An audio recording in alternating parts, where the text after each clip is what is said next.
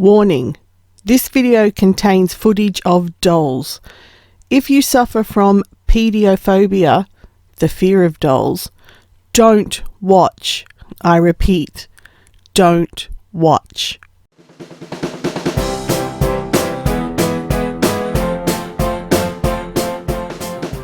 Hi and welcome to my latest video. About 7 months ago, I made a video called My Experience with an Online Creeper. It discussed an incident I had with a male member of a Monster High doll group. There will be a link at the end of this video, so you can go back and check that one out if you wish.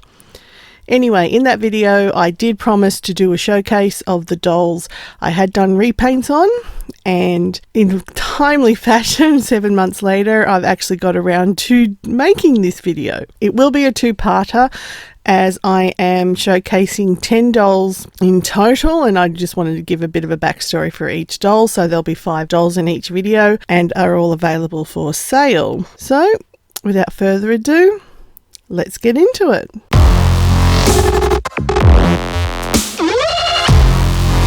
Number 1 is Mossy. Mossy was originally a Frankenstein doll, which I removed her original face makeup and hair. And as she was my very first doll, I really didn't quite understand how to do eye makeup and face makeup, and I certainly can't sew doll clothes as yet, something I plan to learn in the future. So as you can see with Mossy, her clothing is made up of glitter, or really a piece of ribbon I've managed to tie around her waist to make a skirt, as you can see there.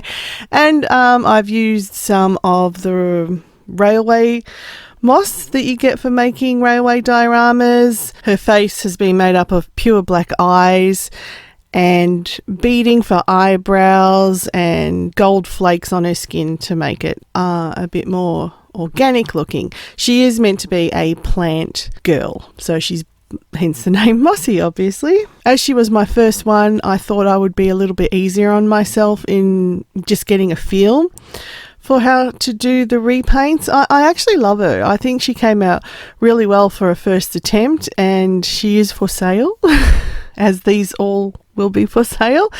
I am quite proud of her for a first attempt, and I do feel that I have created a unique look with Mossy. She does also come with that decorated stand. I was very ambitious at the beginning. I thought I'd give them all a personalised stand, but Mossy is the only one that I've done that with to date. Who knows, in future I might give that a go.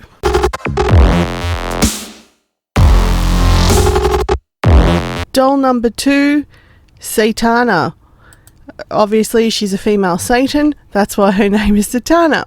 She was originally a Gilda Goldstag doll. Again, as I mentioned earlier, as I haven't quite mastered sewing my own doll clothes yet, I decided to make her a female devil with complete red skin and black and gold and red glitter.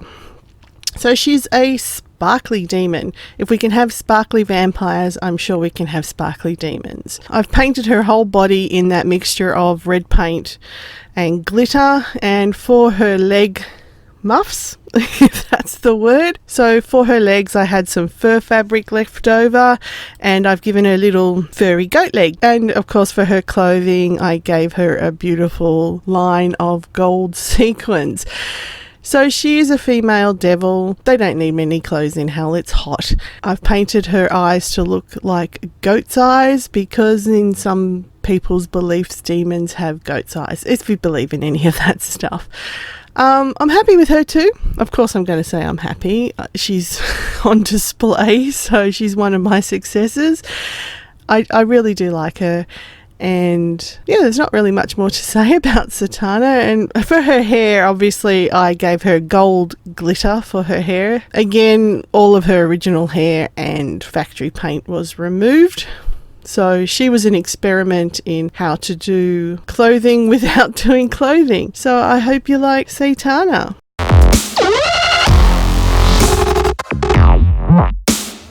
Number 3 is Mistress Cleo. Obviously by the name, Mistress Cleo was originally a Cleo denial doll. In Mistress Cleo's case, I removed her factory paint but kept her original hair, and the dress she is wearing was purchased through Etsy. I shall put the name of the shop up here as I can't remember it off the top of my head.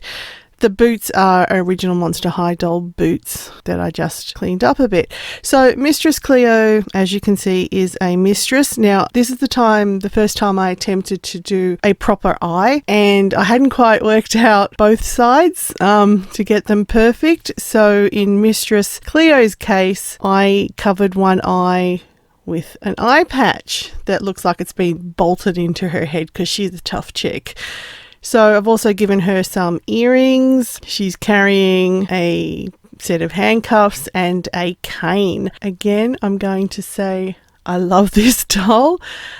I was really happy the way it turned out for my first attempt at doing normal eyebrows, normal lips, and a normal eye. I was really, as I said, really happy with the results. And I know I'm saying that with all the dolls, but that's why these are the ones I'm showing, because these are the ones I'm happy with. So, yep, Mistress Cleo's ready to punish any naughty boys and girls out there. And yeah, what more can I say about Mistress Cleo? Be good.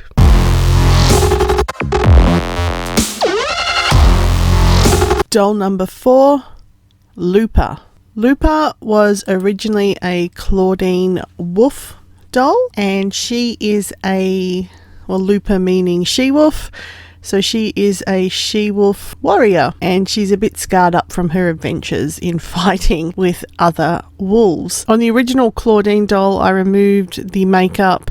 Her face has been totally repainted by myself, and again, as I was still unsure about 2 eyes, I've given her a battle-scarred, scratched-up blind eye. I think her eyebrows are on fleek, and she's got scarring throughout her body. Her hair I created with a really thick wool I found at our local op shop, and I glued it onto her head and plaited the back, which is why she has this beautiful long braid. Her jumpsuit was from the same company that made Mistress Cleo's dress, so I shall put the name up here. Again, I can't remember 100% which store it was from, but it was from Etsy, and the boots are original Monster High doll boots.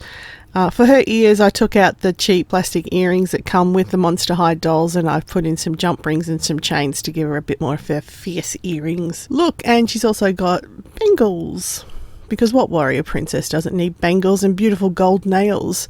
I've painted her hand and her toenails in gold paint. So I'm going to say it again. I'm very happy with the results, and I do love her as well. She was the first one I actually did try to give a proper hairstyle to. So yeah, that's Looper. I hope you like her.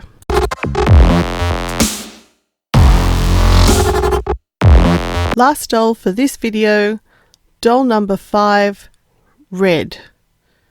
Red, without a doubt, is in my top 2 favourite dolls I have made to date. Red is in this video, and the other doll, Tara, is in part 2. Red was originally a Draculaura doll. I think it was the Bedtime series, so I managed to keep her original hair, which was already sort of short and spiky, and just cut it up a bit to make it look a bit more manic, and put a lot of hairspray in it to make it a more spiky. Now Red, as you can tell from her forehead, is a little bit disturbed.